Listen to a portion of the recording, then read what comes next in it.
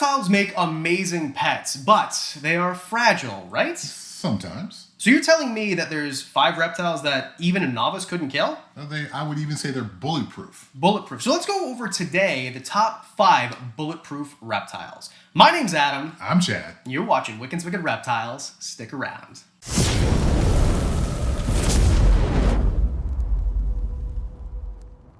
Reptiles make amazing pets, of course. Some are bulletproof, and by that we mean just less fragile than others. And I'm here with my friend Chad, 3-time Pro Bowler, and you own a reptile company or something? Ship Your Reptiles. I used to own Pro Exotics Reptiles, where we produce thousands of baby reptiles every single year, sold them all over the globe. So now your bread and butter is shipping reptiles. Correct. So maybe let's say that shipping reptiles, the best ones to ship, or the ones that are most successful, are these bulletproof reptiles. Would that make sense? There are some reptiles that are... There are some reptiles that are much hardier shippers than others, and we're going to get into that list here. Okay, and it's definitely not those screaming frogs. No, okay. not at all. All right. So Chad, let's start off with number 5, a species that I keep several different species of. We're talking about boas. Do you have any experience with boas or boa constrictors or Dumer's boas or anything in the boa family? Gosh, I've bred boa constrictors, BCI, BCC, so there's not a boa and probably that I haven't bred at some point. Okay, so obviously we're not talking just about the hardiness of shipping, but the hardiness of the reptile itself. So boa constrictors, let's talk about BCIs, right? So boa constrictor emperators and Dumer's boas just as a juxtaposition. Obviously one is going to be a little bit more humid than the other, but either way, both of them are going to last a little while, and you're not going to have to keep up with the crazy maintenance like it's a chameleon. Would you say that's about right? So BCIs and Dumer's are both heavy-bodied animals, which means they've got nice reserves. So if they go off feed for a while, if you don't have water available for a while, they're going to be able to withstand that versus your example, a chameleon, which is going to need those things almost daily. But the one that I've shipped most recently was a Dumer's boa, 6-foot Dumer's boa. And even so, it wasn't that big of a process. It wasn't that big of a deal. And I think maybe shipping reptiles is scary to some people, but it really shouldn't be, even if you have an adult animal. Does that sound about right? You are exactly correct. We at Ship Your Reptiles can help you through every single step of that process, whether it's the packaging, the heat pack or cold pack use, time of year to ship, when not to ship, all those kind of things. We can help you out with that to make that shipping process a little bit less daunting. Awesome. All right, well, that's number 5. Let's move on to number 4. Okay, Chad, number 4, obviously this is a blue-tongued skink. And this one here is an Indonesian, but there's more than Indonesians, right? There's lots of different versions of blue-tongued skinks, Australian, Indonesian, New Guinea as well. So these ones here are obviously a little bit more into the humidity, the Indonesians, and that's why I love them. You mentioned that it was a little bit humid when you landed here today. Very humid, yes. You're in the Niagara Falls area, it's really humid, but if you are someone who lives in a more arid type environment, then of course there's Australians too, which are a little bit bigger depending on which ones you get, and of course there's a little bit more morph involved as well. But Chad, these things are, what would you say? This thing seems like a little bit of a tank, huh? Oh, they're like a bulletproof tank. Bulletproof tank? Yes, this thick skin and scales really allows them to hold so much water, and their skin is just not permeable, so they're going to be able to withstand drier conditions much better than most species would be able to. So, and also, why do you think that they're called blue-tongued skinks? Oh, let me guess. Because they have a bright blue tongue they use as a warning to say, I'm scary, get away from me, and I'll bite you if you come one step closer. And their bites are no joke either. Now, I've never been bit by one, and let's keep it that way, right? We're going to be very nice to Irwin here. But they have a very distinct blue tongue, and that's the same sort of thing as, say, other animals like coral snakes or animals like that, poison dart frogs, for example, too, to say, stay away from me or I'm going to hurt you. Yeah, we dig them because of the blue tongue, but that is a warning color for animals to stay away. Before we move on to number 3, we kind of talk a lot about shipping, and you know a thing or two about shipping, being that you own the largest shipping company for reptiles in the U.S., is that right? Yes, I am the owner of Ship Your Reptiles in the U.S., and I think there's a little bit more to come on that, yes. So I would love to ship reptiles, right? And shipping reptiles in the U.S. is kind of easy because of you guys, the way that you do things. But with Canada, I can't use your service because you're just in the U.S. Well, I got great news for you, my friend. Okay. We are coming to Canada. We will be allowing intra-Canada shipping. Intra-Canada shipping. Okay.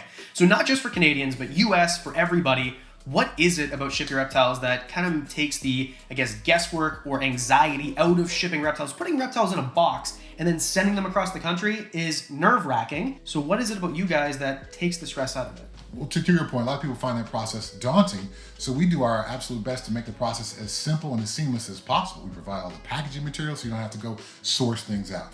We provide you with the expertise and know-how whether to use a heat pack or use a cold pack, when to ship, when not to ship, when's the weather too extreme, either too hot or too cold. And we are able to help you out with that anxiety and discomfort a lot of people have putting something very precious into the box. It's something we do professionally.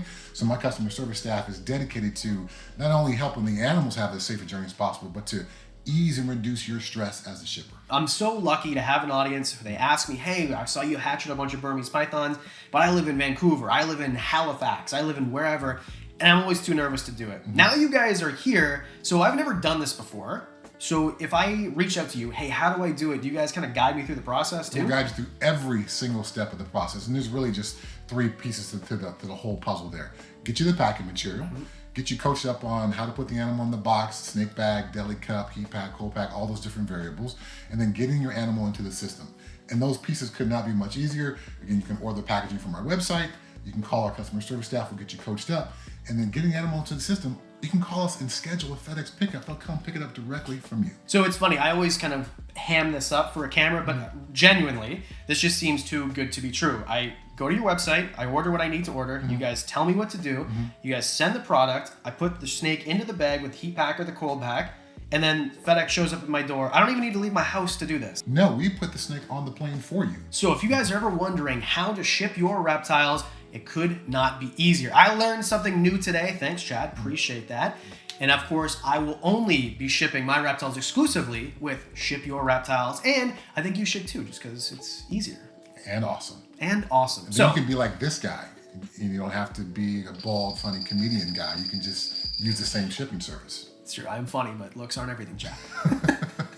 So use Ship Your Reptiles just like I do. Use the link in the description. And Chad, thanks so much for teaching us about reptiles. You want to move on to number 3 now? Yes, let's do it. It's time. Number 3, we're talking about tortoises. So Chad, obviously you ship quite a few tortoises. Yes, I do. Just personally, which one is your favorite species? Aldabras and Galapagos tortoises are about as awesome of a reptile as there is on the planet.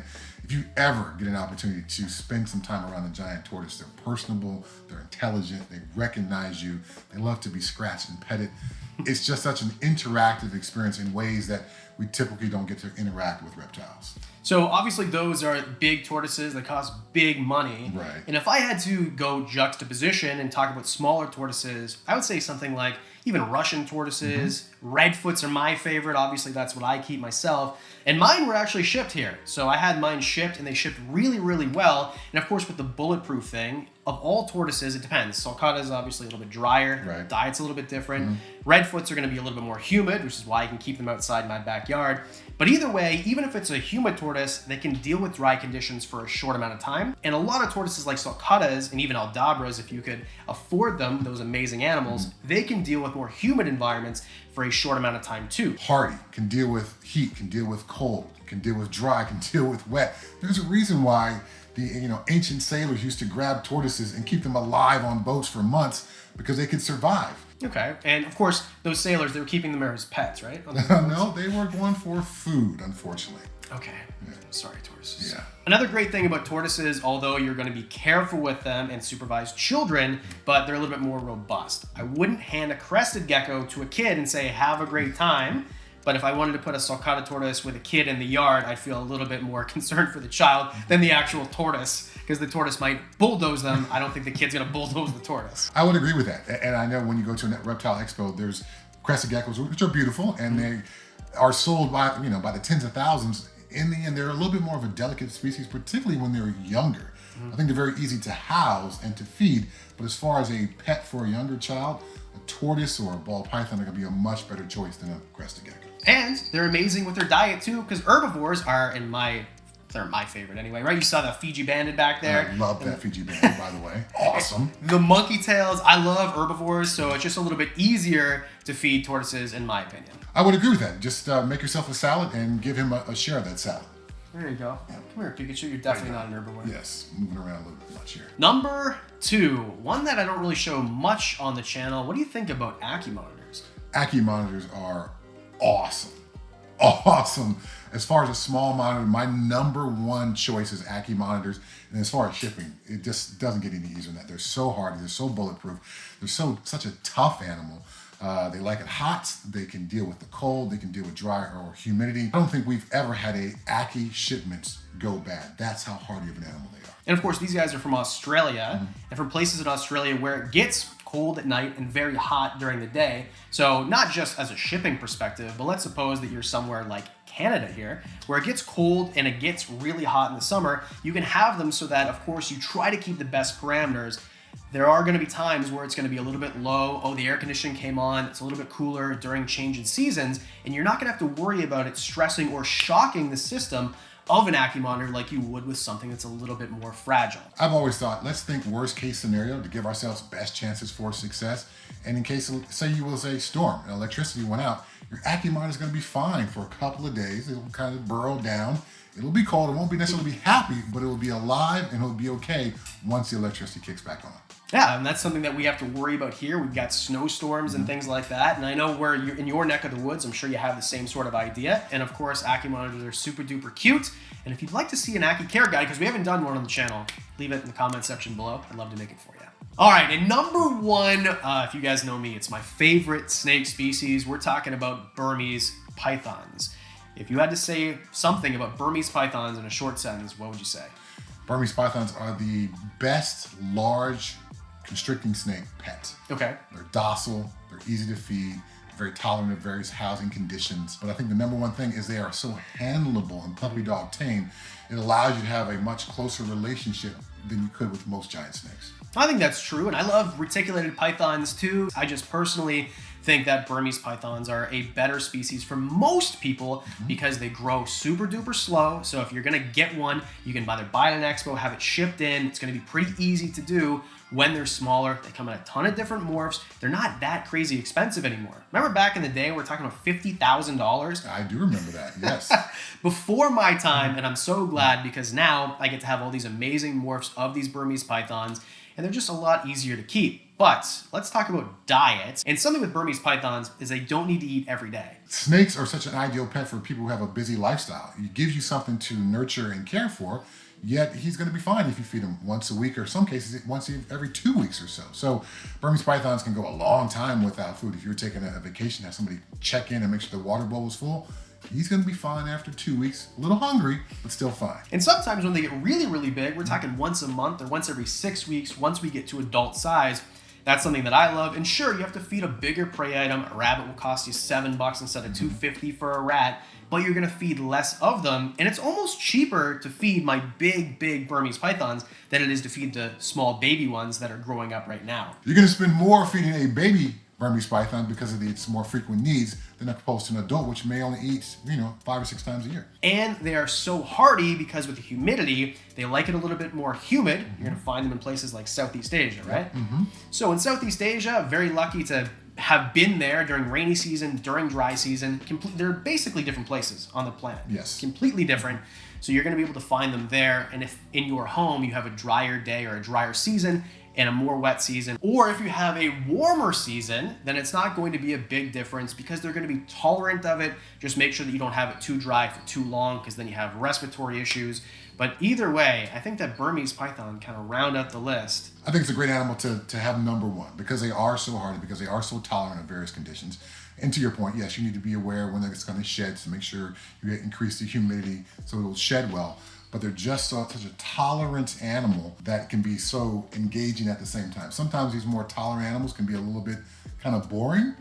Burmese, interactive, fun, and again, probably the number one large pet snake. Totally agree, 100%. So Chad, I want to say thank you so much for coming and doing this here in Canada, and just hope that you like this, and I'll give you some maple syrup on the way out. I need some maple syrup and a tour of the of Niagara Falls. Tour of Niagara Falls? Yes. Okay, you got it. All right, No thanks, problem, man. Chad. So Chad, thank you so much. Of course, thanks to Ship Your Reptiles for sponsoring today's episode. And of course, as always, if you hit the like button, hit subscribe, really appreciate it. Makes my world go round.